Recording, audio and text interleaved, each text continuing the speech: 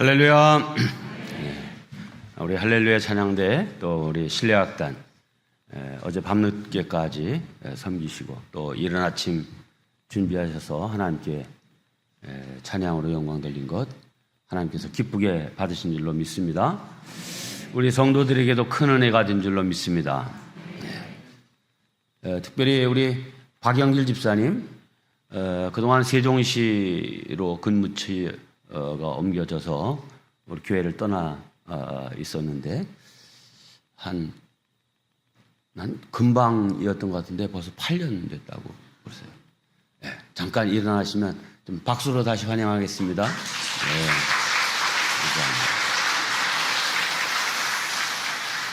감사합니다. 오늘은 집회 세 번째 솔로몬에게 주신 하나님의 인생 목적에 관한 말씀을 여러분과 함께 나누겠습니다. 이 하나님을 향한 이 솔로몬을 향한 하나님의 인생 목적은 두 가지는 그의 이름과 관련되어서 되어졌습니다. 솔로몬, 샬롬이라고 하는 이 살렘이라고 하는 평화라고 하는 단어와 같은 어원을 가진 그런 이름입니다. 아마 나단 선지자를 통해서 받은 이름인데 솔로몬이라고 하는 이름을 다윗도 기뻐한 까닭은 아마 자기 인생이 너무 전쟁이 많고 참 다툼 속에서 살아왔던 인생이기 때문에 이 아들 솔로몬은 좀 평화로운 인생이 됐으면 좋겠다. 또 평화를 전하는 사람이 좋겠다 하는 그런 차원에서 이름을 받은 줄로 압니다. 하나님께서도 이 솔로몬의 이름에 두 가지 인생 사명을 주셨어요. 이름 그대로 너 하나님 안에서 평화를 누리는 자가 되라.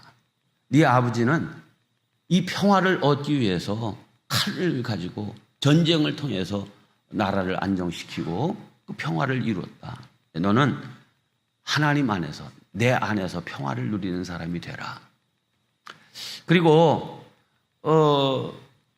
아버지 때는 계속해서 이렇게 전쟁이 있고 했었지만 너 때는 정말 온 백성들이 평화를 누리는, 그래서 네가 평화를 주는 사람이 되라. 너도 누리고 평화를 주는 사람이 되라. 이게 그 이름과 함께 주신 솔로몬의 인생 사명입니다. 자, 세 번째는 내가 거할 성전을 지어라 하는 사명입니다. 역대상 17장에 보면 이제 다윗이 사실은 하나님의 성전을 짓고 싶은 그 열망이 있었어요. 나단 선지자도 그 열망을 보고 뜻대로 하십시오 이렇게 얘기했지만 그 밤에 하나님이 나타나셔서 너 손에 피를 묻힌 게 많다. 그러니 내 시 솔로몬을 통해서 내 집을 짓게 하겠다 하셨어요. 그러니까 이 솔로몬의 세 번째 사명은 하나님의 성전을 짓는 사명을 가지고 태어난 겁니다. 자, 솔로몬에게 주신 하나님의 인생 목적 딱 세 가지로 요약을 하면 1, 2, 3 우리 다 같이 읽겠습니다. 시작. 너는 내 안에서 평화를 누리는 자가 되라. 너는 이스라엘 나라와 백성에게 하나님의 평화를 주는 사람이 되라. 너는 내가 거할 성전을 건축하거라. 이겁니다. 이것은 솔로몬에게만 주신 인생 목적이 아닙니다. 우리 모든 하나님의 백성들에게 주신 동일한 인생의 목적인 줄로 믿습니다.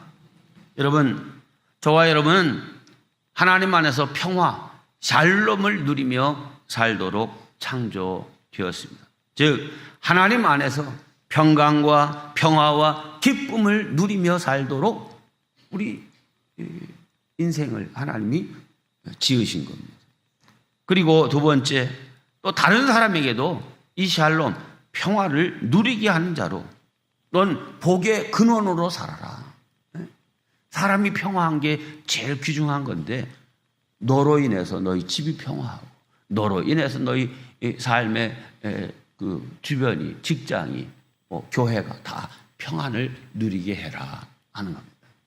그리고 또 우리에게도 동시에 너는 내가 거할 성전을 건축하는 자가 되라.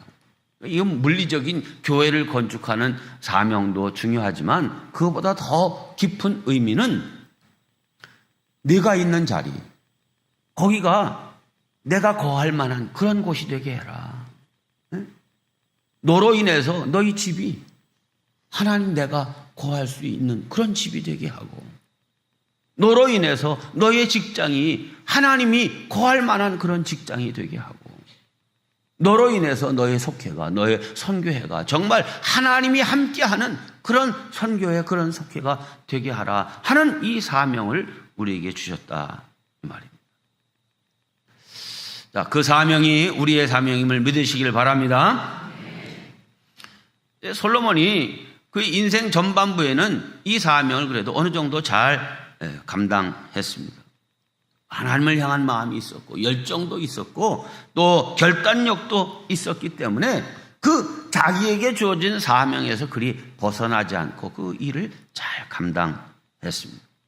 그래서 솔로몬은 왕이 되자마자 7년에 걸쳐서 하나님의 성전을 짓게 됩니다.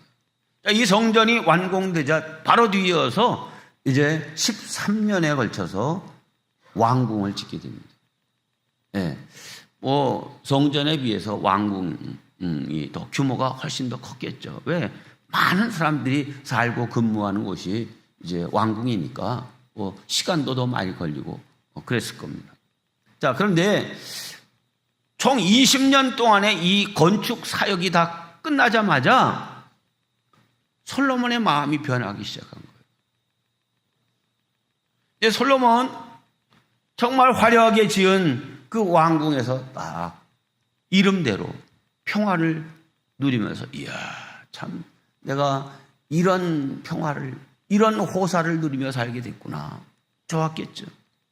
그리고 또 이 성전을 바라보면서 내가 지은 저 성전에 하나님이 함께 하시고 우리 이스라엘 백성들이 다 함께 예배드리면서 신앙으로 하나 된 복된 나라가 됐구나. 이런 마음으로 계속 하나님 중심으로 살아야 될 텐데 그 마음이 바뀌게 됩니다. 여러분, 이 초심을 끝까지 지켜간다는 게 참 어렵다는 사실을 알게 됩니다. 솔로몬이 서서히 망가지기 시작합니다. 이유는 한마디로 그의 마음을 지키지 못했기 때문입니다. 마음을 지킨다는 게 어려운 일임을 이 솔로몬도 알고 자기 아들들에게 지혜를 주기 위해서 쓴 책이 잠언입니다. 이 잠언에 2번이나 이 마음을 지키는 것이 이렇게 중요하다라고 하는 사실을 강조해서 이렇게 말합니다. 잠언 16장입니다. 자기 마음을 다스리는 자는 남의 성을 빼앗는 자보다 낫다. 그리고 모든 지킬 만한 것 중에 더욱 내 마음을 지켜라. 생명의 근원이 이 마음에서부터 나오는 거다. 이렇게 권면했습니다. 저와 여러분은 정말 이 처음 마음, 처음 믿음, 이걸 잘 지키고 간직하고 끝까지 완주하는 그러한 성도들 되시기를 주의 이름으로 축원합니다. 오늘 성경은 이 솔로몬이 실패한 표면적이고 직접적인 이유가 무엇인지를 우리에게 알려주고 있습니다. 그가 하나님을 떠나 우상을 섬기고 이방신을 섬기게 되었기 때문입니다. 자, 그렇게 된 데에는 이유가 있습니다. 그가 나라의 평안과 자기의 왕권을 강화하기 위한 목적으로 정략 결혼을 하기 시작하면서부터 이렇게 되었습니다. 애굽 왕 바로의 딸을 자기 아내로 맞이한 것입니다. 열왕기상 3장 1절입니다. 솔로몬이 애굽의 왕 바로와 더불어 혼인 관계를 맺어 그의 딸을 맞이하고 다윗성에 데려다가 두고 했습니다. 솔로몬이 애굽 왕의 사위가 된 것입니다. 자, 이 강대국의 왕의 딸을, 공주를 아내로 맞이하는 이 정략 결혼을 택한 이유는 자기의 왕권을 견고하게 하는 거죠. 사실 솔로몬이 왕 될 때도 경쟁자가 많았잖아요. 형제들 가운데도. 자, 그런데 이 솔로몬이 당시 강대국 중에 강대국인 애굽 왕의 사위가 되었어요. 그러면 이 솔로몬은 어떻게 하면은 애굽 입장에선 이 사위를 해야 한 거 아니에요? 그러니까 가만히 있지 않겠죠. 그러니까 이 왕권을 안정시키는데 이 정략 결혼만 한 게 없겠다 이렇게 생각합니다. 또 외부적으로도 이제 이스라엘과 애굽은 사돈지간 나라가 된 거예요. 그러니까 다른 나라들이 감히 이스라엘을 넘보지 못하는 안정을 누릴 수 있겠다 생각을 한 겁니다. 자, 이 솔로몬은 하나님 안에서 다스림을 받고 하나님의 다스림 안에서 누리는 평화, 이것을 추구하기보다는 세상과 다름없는 정치력과 외교력을 통해서 안정을 추구하는 이런 정책을 쓴 것이죠. 그런데 더군다나 오늘 성경 본문에 이르러서는 어떤 지경까지 이르게 됐냐. 자, 열왕기상 11장 3절 보겠습니다. 솔로몬 왕은 후궁이 700명이요 첩이 300명이라. 입이 딱 벌어지는 분들 있는데 제가 이 솔로몬이 자기 부인들 이름이나 다 알았을까 싶어요. 1000명이나 되니. 도대체 어째서 이런 짓을 했을까? 이 솔로몬이 이 아내 숫자가 많은 것도 문제지만 그 아내들의 대부분들이 다 주변의 다른 이방 나라들의 공주들을 데려다가 아내를 삼은 거예요.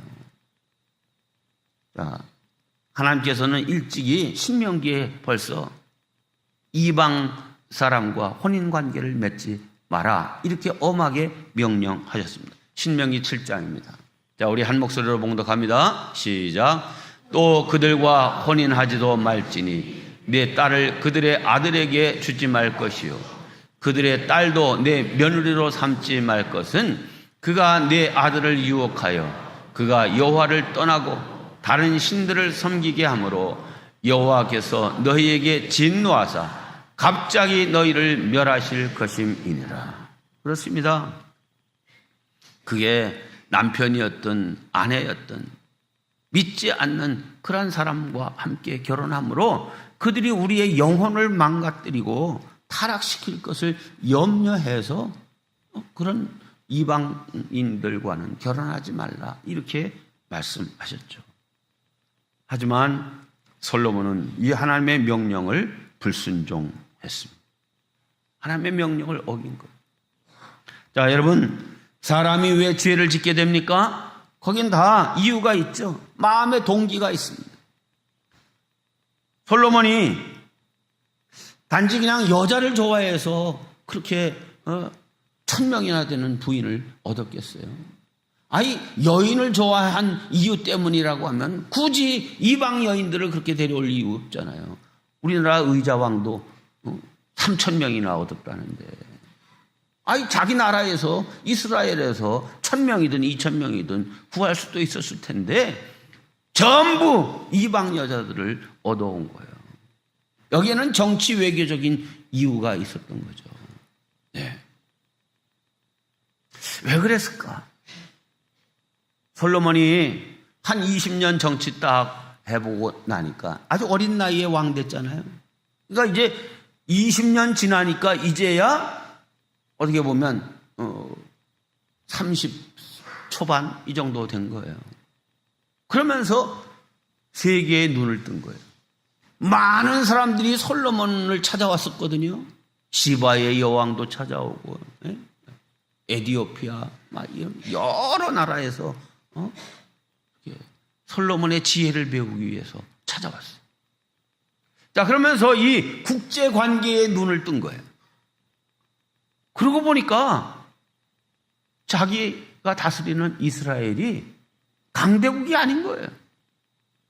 나라가 큰 것도 아니고 인구가 많은 것도 아니고 자원이 풍부한 것도 아니고 조그만 그냥 하나의 일개 나라예요. 자기 나라에 비해서 애굽이라든지 저 위에 아수르라든지 뭐 비교할 수 없는 강대국들이고 자기 나라와 비슷비슷한 나라들이 주변에 엄청 많은 거야. 모압, 암몬, 에돔, 아람 여간 많은 나라들이 다 자기들하고 비슷한 거예요. 야, 하나님께서 나에게 평화를 누리는 자일 뿐만 아니라 네가 다스리는 나라에 평화를 주는 사람이 되라 하는 이 사명을 주셨는데 이 이스라엘 나라를 어떻게 평화한 나라로 만들어갈 수 있을까 생각한 거예요. 여러분, 이스라엘 나라가 평화를 누리려면 어떻게 해야 돼요? 그 정답이 뭐예요? 하나님 말씀 따라 하나님의 법도를 준행하며 살면 당연히 하나님께서 지키시고 보장해 주시니까 평화로운 나라가 되죠. 근데 이 솔로몬의 마음이 흐려지니까 어떤 생각을 하는 거예요? 야, 정치 외교적인 방법이 딱 생각나는 거예요. 그래서 정략 결혼을 하게 된 것이죠. 자, 시집 오는 공주들의 입장을 생각해 보세요. 야, 저 지혜의 왕 솔로몬이 너를 아내로 삼고 싶단다. 그래요? 내가 그럼 첫 번째 아내인가요? 그건 아니고. 그럼 두 번째? 그것도 아니고. 그러면 한 100번째쯤 되나? 어떤 사람은 200번째가 됐고 300번째가 됐고 500번째가 됐고 그랬어요. 자, 그래도 일국의 왕의 공주이고 또 한 큰 부족의 당당한 족장의 딸이고 이런데 알고 봤더니 1000명이야. 그러면 이 솔로몬 얼굴이라도 한번 보려고 하면 한 3년에 한번 볼까 말까 한 거예요. 그러니까 이 딸들의 생각이 달라지죠. 야, 말도 잘 안 통하고 문화도 다르고 이런 나라에 내가 혼자 가서 무슨 재미로 살고 무슨 복을 누려. 그러니까 주변에 시종들과 여러 측근들을 데리고 이스라엘로 온 거예요.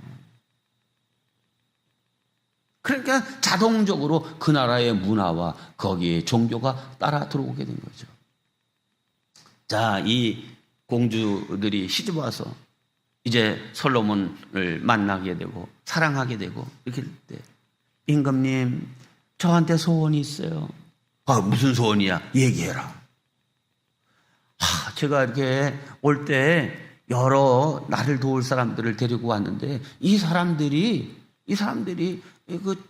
아직 여기 이스라엘에 익숙하지 않아가지고 그들이 섬기는 신이 있고 드리는 예배 형식이 좀 다른데 이 사람들이 참 예배 드리는데 불편함이 많아요. 응? 하나님 나라, 하나님 섬기는 나라에서. 그러니까 이 사람들을 위해서 따로 산당 하나만 지어주세요. 그래? 그거 내가 못하겠냐? 야, 어디다 지어줄까? 저 앞에 산에다 지어주세요. 자, 이렇게 되다 보니까 예루살렘 성 안에서부터 왕궁에서부터 이방 신께 예배드리는 일이 일어나고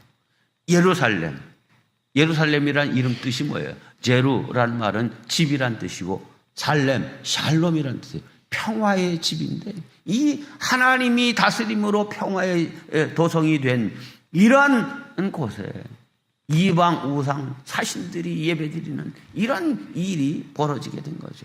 성경 보세요. 열왕기상 11장 3절로 4절입니다. 한 목소리 봉독합니다. 시작. 그의 여인들이 그의 마음을 돌려 다른 신들을 따르게 하였으므로 왕의 마음이 그의 아버지 다윗의 마음과 같지 아니하며 그의 하나님 여호와 앞에 온전하지 못했다. 솔로몬의 마음이 이 여인들로 인해서 마음이 바뀌었어요. 다윗 같은 인생이 아니에요. 이 솔로몬이 이방 아내들로 인해서 시돈의 아스다롯, 암몬의 밀곰과 몰렉, 모압의 그 모습, 이건 인신제사를 드리는 그런 아주 하나님이 제일 엄하게 금한 그런 우상 사신이거든요. 근데 이런 것까지 분양하며 제사했어요. 말씀드린 대로 아내들의 요청에 의해서 왕궁 주변에 각종 산당을 지었어요. 11장 7절로 8절입니다. 시작. 예루살렘 앞산에 산당을 지었고 그들이 자기의 신들에게 분향하며 제사하였더라. 네. 기가 막힌 일이 벌어진 거죠. 자, 이런 사태가 일어나자 하나님께서 솔로몬에게 이렇게 말씀하십니다. 시작. 여호와께서 솔로몬에게 말씀하시되 내게 이러한 일이 있었고 또 내가 내 언약과 내가 내게 명령한 법도를 지키지 아니하였으니 내가 반드시 이 나라를 내게서 빼앗아 내 신하에게 주리라. 네. 여러분, 우리 마음이 하나님으로부터 멀어지고 그 하나님만 섬기겠습니다. 일천 번제를 드리면서 서약했던 그 열정 다 잃어버리게 되자 하나님, 이제 솔로몬이 먼저 하나님을 버렸고 하나님 또한 솔로몬을 버렸습니다. 솔로몬이 끝까지 왕위를 유지할 수 있었던 것은 솔로몬 자신의 공이 아니라 그 아버지를 봐서 내가 네 아버지 다윗하고 한 약속이 있어서 내가 참는다 하고 네까지는 그냥 두겠다 하신 거죠. 여러분, 우리 첫 믿음, 첫 마음을 끝까지 잘 지키는 마음이 변치 않는 믿음의 사람들 다 되시길 주의 이름으로 축원합니다. 자, 이렇게 솔로몬이 인생 목적을 잃어버리고 인생이 망가지게 되니까 어떤 일들이 벌어지게 됩니까? 첫 번째 일은 솔로몬의 마음에 평화가 사라집니다. 그 이름값을 못하게 된 거예요. 그 마음의 평화, 이 평화가 사라지니까 마음이 허전하고 뭔가 채워지지 않는 거예요. 공허해요. 이런 마음의 상태가 그 솔로몬이 쓴 성경에 잘 나타나 있습니다. 전도서 1장 1절과 2절입니다. 다윗의 아들 예루살렘의 왕 전도자 솔로몬의 말씀이라. 전도자가 이르되 헛되고 헛되고 헛되며 헛되고 헛되니 모든 것이 헛되도다. 한 줄에 헛되다는 말을 5번이나 해요. 여러분, 구구절절 솔로몬의 마음이 어두워져 있는 것을 볼 수 있습니다. 샬롬을 누려야 될 사람인데 그 마음이 하나님으로부터 떠나자 그 샬롬이 다 깨지고 말았습니다. 하나님께서 주신 인생의 목적이 흐려졌습니다. 자, 그런데 이것은 솔로몬의 이야기만이 아니라 우리 자신들의 이야기일 수 있다는 사실을 기억하시길 바랍니다. 우리 마음이 하나님으로부터 멀어지고 떠나게 되면 첫 번째가 우리 마음에서 샬롬이 없어지는 거예요. 여러분, 이 샬롬은 단순한 평화를 말하는 것이 아닙니다. 한쪽으로는 허무함과 허탈함, 헛헛한 마음, 채워지지 않는 이런 마음이 들고요. 다른 한편으로는 분노와 불만과 이런 것으로 우리 마음이 채워지게 되어 있습니다. 여러분, 우리 인생의 전제 목적이고 우리 마음은 하나님이 임재하실 때만 평화한 그런 인생임을 기억하시길 바랍니다. 네. 솔로몬이 인생이 이렇게 헛헛하고 답답하니까 어떻게 하든지 자기 마음에 과거에 누렸던 평화의 마음, 행복한 마음, 즐거운 마음, 기쁜 마음, 이런 것이 마음에 들도록 하기 위해서 그야말로 온갖 짓을 다 합니다. 전도서 2장에 보면 이 솔로몬이 자기의 그 헛헛한 마음을 채우기 위해서 어떤 일을 했는지 아주 낱낱이 기록하고 있어요. 사업을 크게 벌입니다. 포도원을 더 크게 만들고요. 자기가 원하는, 눈에 원하는 것이라면 다 가지고 다 해봅니다. 이미 왕궁이 좋은데 또 새 집을 짓습니다. 정원수로 쫙 꾸며주고 가운데 연못을 만들고, 또 이제 새 집 짓고 거기에 날마다 거기서 파티를 해요. 노래하는 남녀들과 수많은 처첩들과 함께 금과 은과 보석들로 장식하고 수많은 노비들과 함께 거기서 파티를 열어요. 그런데 마음의 헛헛함은 사라지지 않는 거예요. 그 허무함이 점점 더 깊어졌습니다. 여러분, 다시 말씀드립니다. 하나님을 떠나 다른 것으로 그 빈 공간을 채우려면 채울 수 있는 것이 없습니다. 여러분, 지금 스스로의 마음 심령 상태는 어떠십니까? 행복하십니까? 의미로 가득 차 있습니까? 평화하십니까? 혹 이 솔로몬이 그 가졌던 것처럼 허무함으로 가득 차 있지는 않습니까? 그렇다고 하면 빨리 주님 앞으로 돌아올 수 있기를 바랍니다. 두 번째 인생의 사명, 이스라엘에게 평화를 주는 것도 어그러지고 말았습니다.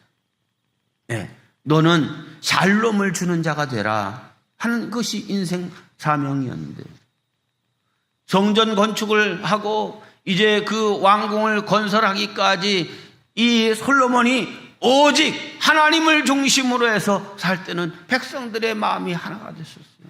다 평화했어요. 예배를 드릴 때마다 감격이 있었어요. 그런데 솔로몬의 마음이 하나님으로부터 떠나자 이때부터 나라가 문제가 생깁니다. 솔로몬 왕의 신하가 반역을 일으킵니다. 열왕기상 11장입니다. 이 열왕기상 11장에 거의 대부분의 이야기가 지금 다 나오잖아요. 솔로몬의 신하 느밧의 아들 여로보암이 이 또한 손을 들어 왕을 대적하였으니, 여로보암이 반란을 일으킵니다. 날마다 왕궁에서 파티를 하고 날마다 뭘 새로 짓고 날마다 뭘 하고 하니까 백성들에게 뭘 걷어야 돼? 비용이 들어가니까 세금을 걷어요. 솔로몬 때에 인두세, 주민세가 처음 생겼어요. 요즘 인도네시아가 난리랍니다. 국회의원들은 이제 세비로 받는 게 아니라 그냥 달달이 보너스로 받는 거가 일반 국민들이 한 달 월급에 뭐 수천 배를 받는다는가. 그래가지고선 인도네시아 사람들이 좀 순진하고 착한 사람들인데 아주 그냥 뿔이 잔뜩 올라가지고 그냥 날마다 지금 난리래요. 네. 이스라엘 그랬어요. 솔로몬이 하나님과 동행할 때는 평화한 나라였는데 그렇게 되지 못하다 보니까 결국 이스라엘이 두토막 납니다. 솔로몬 때까지는 하나님이 참으셨어요. 솔로몬의 아들이 이제 솔로몬의 뒤를 이어서 나라를 다스리게 됐는데 바로 나라가 두종강 납니다. 애굽으로 이 여로보암이 반란을 일으키니까 뭐 바로 성공했겠어요? 못하니까 솔로몬이 이 여로보암을 죽이려고 했겠죠? 그러니까 도망을 가는데 어디로 도망을 가요? 애굽으로 망명 갑니다. 애굽은 어떤 나라예요? 솔로몬의 장인 나라예요. 그럼 거기서 솔로몬에게 반역을 저지르고 간 여로보암이면 어떻게 해야 돼? 잡아서 다시 보내야 될 거 아니에요? 근데 애굽이 여로보암을 보호해 줍니다. 여러분 왜 그랬을까요? 애굽 왕이 자기 딸을 솔로몬에게 시집 보낼 때는 그래도 조강지처같이 얘만 사랑하고 그렇게 잘 살리라 기대를 했는데 보니까 1000명이 나오던서. 이 괘씸한 놈이네. 하는 생각이 있었겠죠.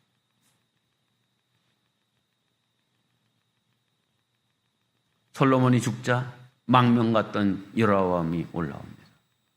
여로보암이 돌아온 것을 보고 백성들의 마음이 다 어디로 향합니까? 여로보암에게로 갑니다. 그래서 이 나라가 두 쪽 나는데 결국 남쪽 유다와 북쪽 이스라엘로 나누어지게 되는데 남쪽 유다에는 유다와 베냐민 두 지파만 남고 나머지 10지파가 다 여로보암 쪽에 붙습니다. 이게 여론의 향배가 그렇게 된 거예요. 억지로 뭐 이렇게 나눈 게 아니에요. 솔로몬이 정말 나라의 샬롬을 위해서 정략 결혼을 하고 그랬지만 내부로부터 많은 문제들이 생기게 되면서 나라의 샬롬이 깨지고 말았습니다. 여러분, 샬롬은 하나님이 주신 것이지 인간의 지혜나 꾀로 만들어내는 것이 아님을 꼭 기억하시기를 바랍니다. 사실 샬롬은 하나님이 주시는 것이기보다는 하나님 그 자체가 샬롬입니다. 그래서 이 하나님과 함께 붙어 있으면 그냥 그 샬롬을 누리게 되어 있어요. 그런데 미련한 인간이 이 샬롬을 얻기 위해서 샬롬 그 자체이신 하나님을 떠나는 데 문제가 있는 거죠. 하나님 그분이 샬롬인데 샬롬스러워 보이는 것들이 세상에 많은 거예요. 돈, 직장, 명예, 힘, 뭐 이런 것들이죠. 이런 샬롬스러워 보이는 것을 추구하는 이유가 뭐예요? 샬롬을 누리기 위해서잖아요. 그런데 그 바람에 결국 샬롬 그 자체인 하나님을 떠남으로 샬롬을 잃어버리는 어리석음을 범하게 되는 것입니다. 여러분, 꼭 하나님께 붙어 있어서 언제나 평화를 누리는 저와 여러분 되시기를 주님의 이름으로 축원합니다. 마지막으로 성전 건축의 사명도 어긋나고 말았습니다. 솔로몬의 우상 숭배로 인해서 하나님의 임재가 이스라엘에게서 떠나자 공동체가 분열되기 시작했고 이 여로보암이 나라를 찢어서 북쪽 이스라엘을 건설하고 10지파가 다 그리로 간 거예요. 그런데 이스라엘은 3대 절기를 꼭 지켜라. 이게 출애굽 때부터 지켜온 계명이고 이젠 전통이고 이스라엘의 삶이 됐어요. 유월절, 또 그 다음에 맥추절, 수장절.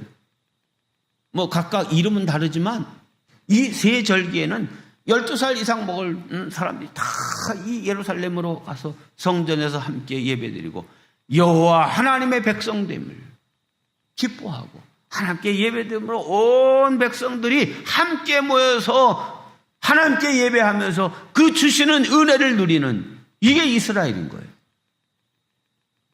그런데 나라가 두 조각 났는데 북쪽에 있는 이스라엘 백성들이 이제 절기가 돌아온 거예요. 절기 때는 아주 뭐 습관적으로 어디를 가야 되는 거예요? 예루살렘으로 가서 성전에서 예배를 드려야 되는 거죠. 그런데 지금 이 예루살렘은 유다에 속한 지역이야.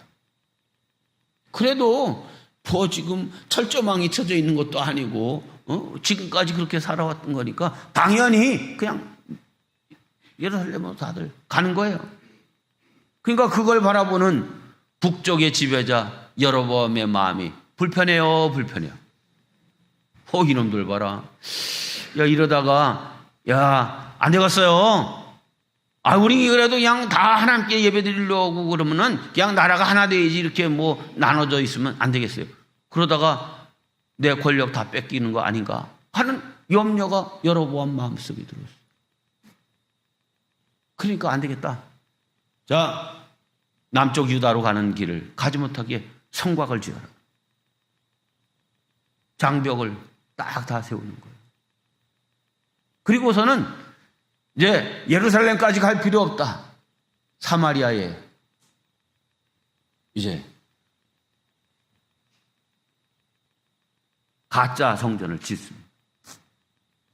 그리고 레위 지파 사람들이 거의 성전 예배를 드리려고 하면 그 제사장과 레위인들이 다 있어야 하잖아요. 그 다 레위 지파 사람들이 해야 되는데 레위 지파 사람들이 북쪽에 있을 때 북쪽 여로보암 그쪽에서 예배를 드릴 수가 없잖아요. 다 성전에 와서 그 직을 감당해야 되는데, 그러니까 다 북쪽에 배치되어 있던 레위 지파들도 다 남쪽으로 내려간 거예요. 그러니까 여로보암이 레위 지파 아닌 사람들 가운데도 그냥 다 제사장으로 임명을 해요.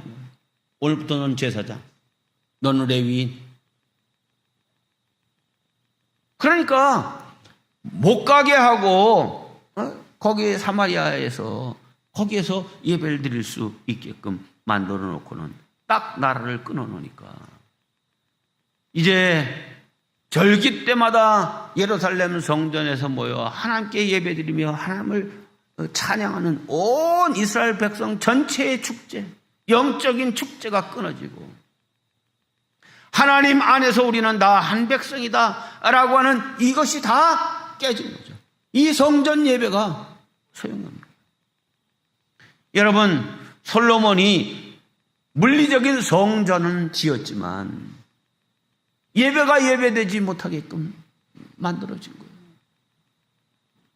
그러니까 솔로몬에게 준 넌 성전을 지어라 하는 이 인생 목적도 깨지고 만 것입니다.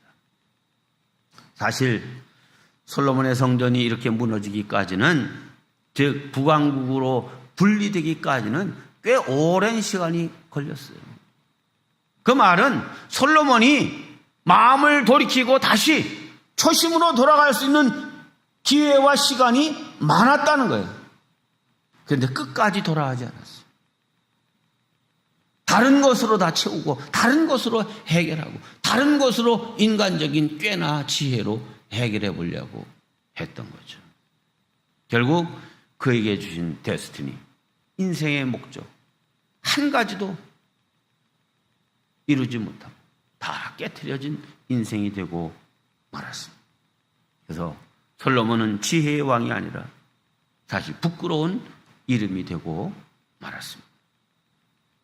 이제 말씀을 마칩니다.